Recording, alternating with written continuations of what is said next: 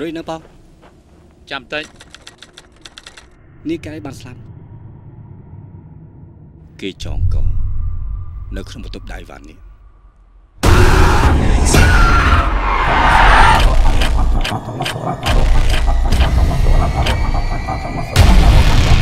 ឈុតមុខបែបនេះសង្សារចាស់នឹងប្រកាសជាអន់ចរិតខ្លាំងណាស់បងខ្ញុំសុំសួរតិចបងអាចចរៃបងថតស្អីបងយើងសួរថាថតស្អីខ្ញុំមកល្អទេបងខ្ញុំមកល្អទេបងកាមេរ៉ាកាស្អីប្រហែលមកពីធ្លាក់មុនហ្នឹងហើយយើងប្រាប់ហើយណែណាទៅចង់និយាយរឿងចឹងទៅនោះស្អីគេហ្នឹងវិញហេ